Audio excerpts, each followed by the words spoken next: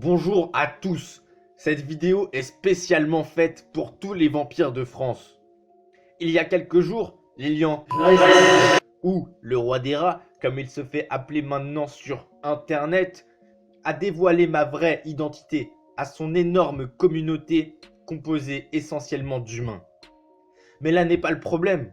Cet animal, après avoir révélé mon secret, m'a dénoncé aux vampires primordiaux et a mis ma tête à prix. Alors que c'est lui qui n'a pas respecté le code des vampires. Lilian ou le roi des rats, moitié homme, moitié rat, moitié vampire, était le rat de compagnie de Stanislas, le chef du clan des Collins. En 1994, il se transforma en humain, avec un rituel pour devenir humain.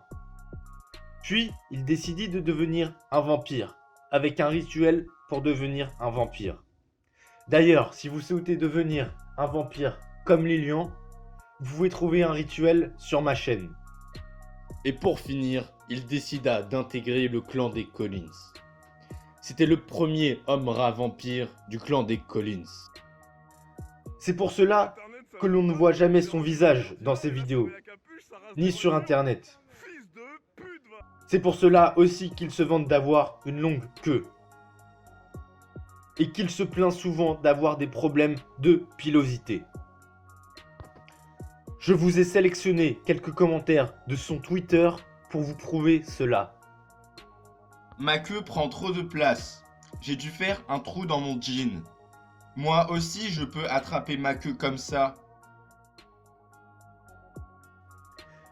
Toute cette histoire a commencé début février, lorsque Stanislas reçut un appel sur Skype. Salam frère, je vais quitter le clan des Collins pour rejoindre Marine Le Pen. C'est clair. Merci beaucoup, je vous fais la bise. Allez, ciao tout le monde. Fils de pute. L'homme-rat vampire a fait cette vidéo pour dévoiler ma véritable nature à ses 150 000 abonnés, dont la majorité sont des humains. De plus, il a hacké mon site web www.devenirinvampire.fr, le rendant inaccessible pendant plus de 2 semaines.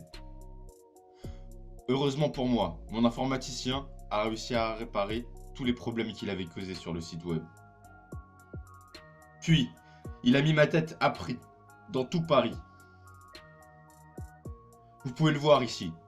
Nous pouvons bien voir son logo, avec écrit « Le roi des rats ». L'homme-rat vampire est malin. Il a même offert une prime sur ma tête grâce à l'argent qu'il gagne sur YouTube.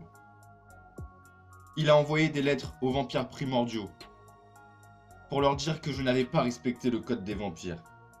Et pour finir, il a rendu visite à des membres de mon clan.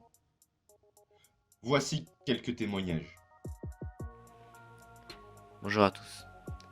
Je m'appelle Charles et je fais partie du clan des Collins. Je voulais vous faire part de mon témoignage par rapport à ce qui s'est passé le 8 février dernier. Ça s'est passé en fin de soirée, dans les environs de 23h. L'homme-rat vampire s'est introduit chez moi et je l'ai vu en train de fouiller quelque chose. J'ai pas osé m'approcher parce que je voulais pas qu'il me voie. Et à mon avis, il cherchait l'anneau magique des Collins. Faites très attention.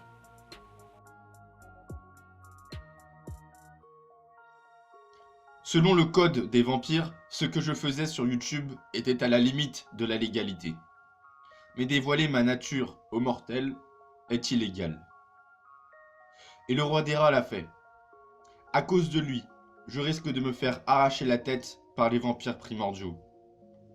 Voici une lettre que j'ai reçue du ministère des vampires à Pigalle.